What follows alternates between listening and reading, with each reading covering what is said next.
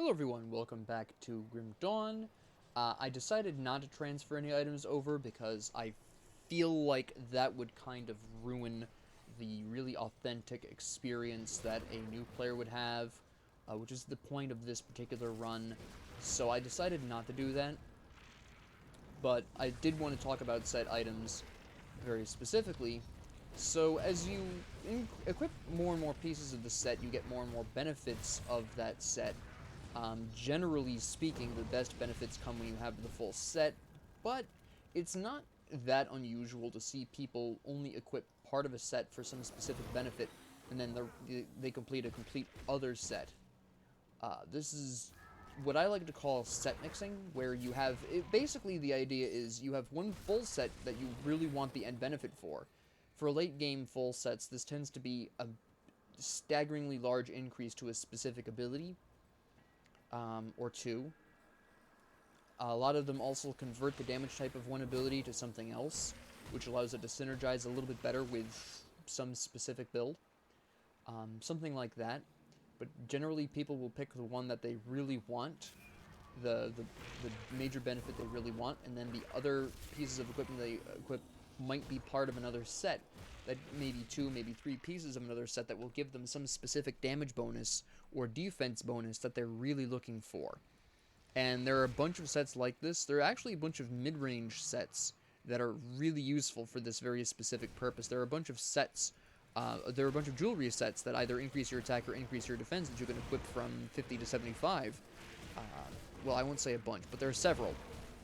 A small variety, besides the, of course, other mid-range sets you'll have access to at the same time. But this is not a particularly uncommon thing, so don't be afraid of mixing and matching sets. If there's a particular benefit out of one set that you want that only requires a couple of pieces of it to be equipped, go for it. It tends to work out really well.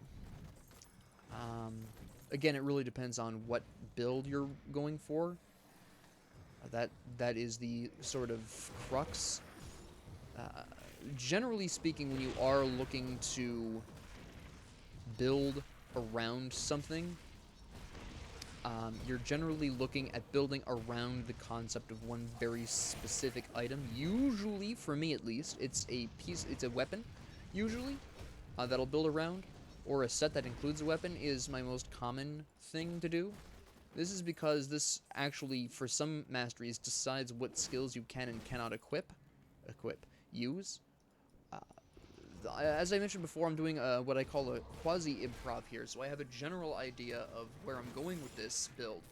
And I am, at least for the time being, going to focus it around chaos and vitality damage a little bit more, because I have this Void-Touched Bloodsworn Scepter, which, and again, as I mentioned last episode, I can farm up increasingly higher levels of these very easily throughout the game. Right now, I have access to an area that will allow me to farm them up to somewhere in the 30s. I can't quite specifically remember what level in the 30s, but I can very easily farm up Bloodsworn Scepters all the way up into the 30s, the late 30s, with very little trouble, and possibly even the early 40s.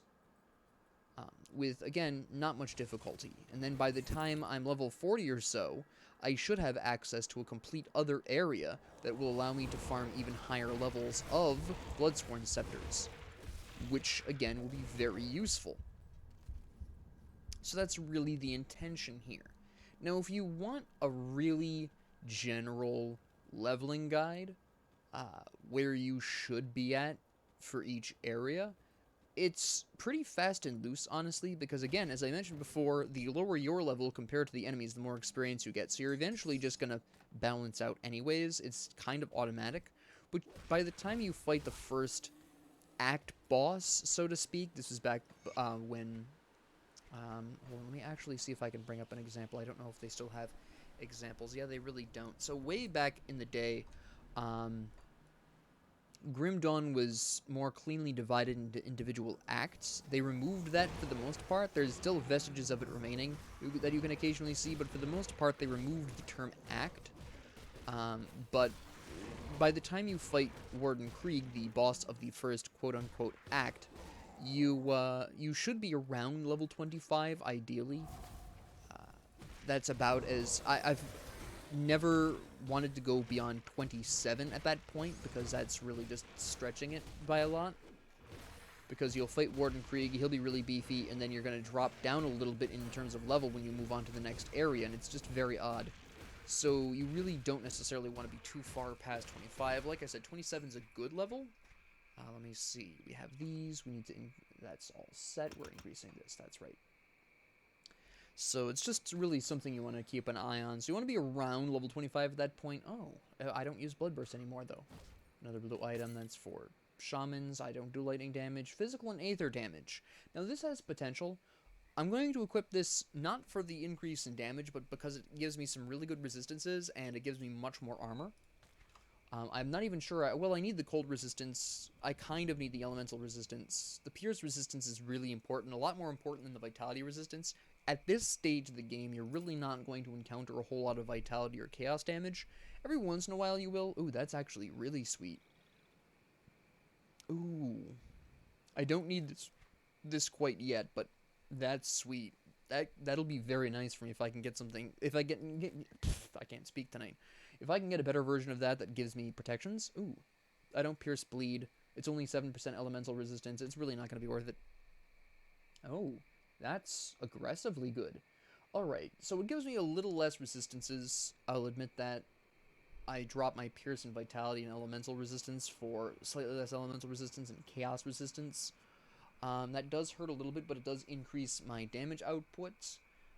It's a tough call, but I'm going to ultimately keep the shoulders I have on now because it's 2 less armor, it's got better resistances, and it increases my stats more. It increases my physique and cunning, whereas these new shoulders here, while they do increase my damage output a little bit, they only increase cunning, so we're just going to leave the ones that I have on now. We don't want two-handed ranged.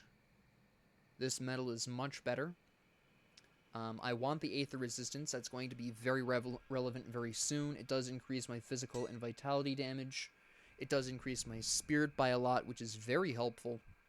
So that's going to be a really great badge for us. That Aether Resistance, like I said, is going to become very important very soon. Once we get into Warden Krieg's house, or more specifically his laboratory, we're going to be seeing a substantial increase in Aether damage, and having that Aether Resistance is going to be very important for us in the very near future. So we're just going to loop around here. Now you'll notice that we went on ahead and grabbed those pieces of fabric. That's a side quest. I didn't bother talking to the woman who gives you the side quest because you don't technically need to talk to her to actually complete the quest. Just talking to her just gives you the ability to see the pieces of fabric on the minimap as stars. But since I'm fairly familiar with the quest, I didn't need to do that. But if you're newer, obviously, you would want to talk to the woman first. You'll know which woman it is when I go and talk to her.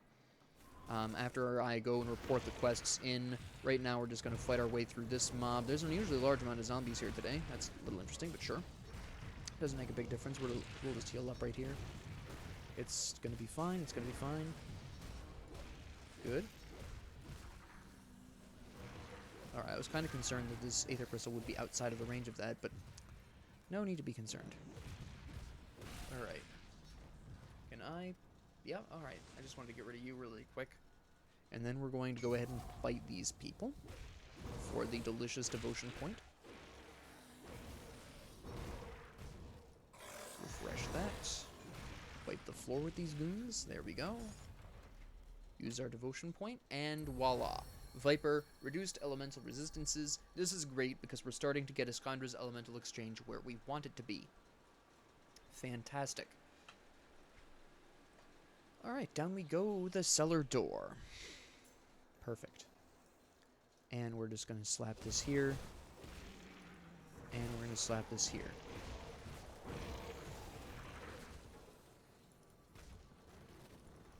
And off we go.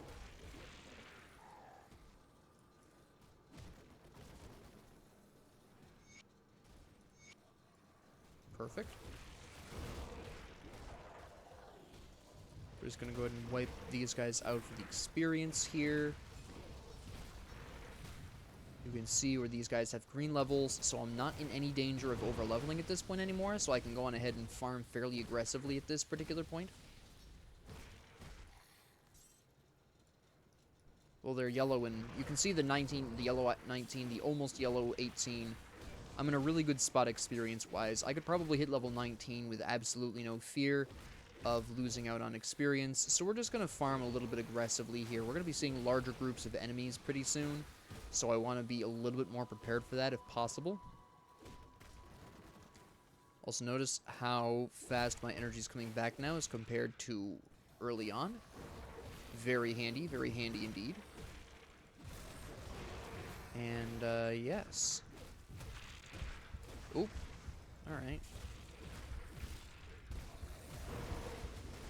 Oh, it's a... No, he's already dead. Alright. A corpse fiend, that's the one. Okay. Right about these guys. We're gonna crack open this secret because there's usually good stuff in here, at least for this point in the game. I'm hoping for green pants still. No such luck. That wasn't a great ring. That's a shield I don't need. Okay, now we've gotten the apprentice. I don't know where you came from, but sure. We've gotten the apprentice, we've gotten the fabrics. Now what we're going to do is work our way into the Warden's house and down to his, the cellar. And that's probably where I'm going to end the episode, because at that particular point I'll want to be talking about upcoming enemies and stuff in a completely separate context.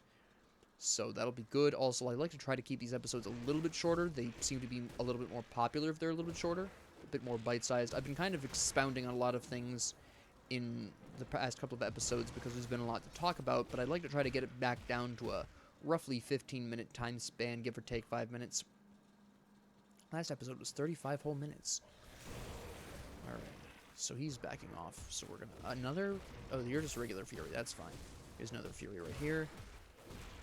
Go ahead and heal up off of that. We're going to throw this down here. Alright, you're going to theoretically die to that? Yeah, there we go. Now, this is a really great place if you are a little underleveled, because you're going to find those books that are going to give you some more experience. If you're overleveled, this is going to be really cinching the deal on your doom, or your at least inability to get decent amounts of items and experience off of enemies. Now, I'm only level 18, like I said before, so this is really safe for me at this time. So we are going to have zero issue with that. We're going to throw that up there. Miss half the enemies, which is cool. That's actually really nice piece of equipment that I'll have to look at a little bit later, because right now I'm under attack. Put that down over there. And put this over here. Again, not where I wanted to put that ideally, but whatever. Alright, now we're going to go over here, grab this book. I'm going to read this book. And we are going to take a closer look at this. Chaos resistance down, which we don't care about at this point. We get some elemental resistance increase here. Yeah, that's totally fine. That works out nicely. The Enchanter's Scepter. This does elemental damage, which we could do, but this really decreases the power of Sickle of Consumption, which isn't factored here. And I would prefer to have that right now over the elemental damage. We're about to go into a ethereal heavy area, which means stronger than average elemental resistances. Even at this even at this early stage of the game, the ethereal enemies have a little bit of a resistance to elemental damage, where they don't have any resistance to chaos and vitality, so we're really going to want to try to press that right now. This is actually why I haven't gone for the imp yet, and this is also why... I mean, I could still equip that at this point. This would still be really good, because I do actually have the benefit of the Viper, of the Danger Noodle, and his effect of reducing elemental resistances will help me with this, but at this particular time I would like to focus in on the Chaos Vitality damage, at least for the time being, because I know that I can get a stronger Scepter when I break level 20, so we're going to go ahead and sell all this stuff, except for the shoes. We're going to go ahead and sell this because I'm not going to be using it, same with this. Oh, and this too. And... no, I want to keep that ring for now. So, we're going to go over here, and we're going to pop up here, and we're going to give it the fabric, and this is actually a really strong torso piece. Now you can see right here that I'm actually technically slightly underleveled, not really. Because again, the enemies that I was facing off against had green to yellow, so I'm doing alright in levels. But if you're up to level 20 at this point, that's totally fine. So we're going to go ahead and end it here because the Wardens, Cellar, and Laboratory are a whole different species.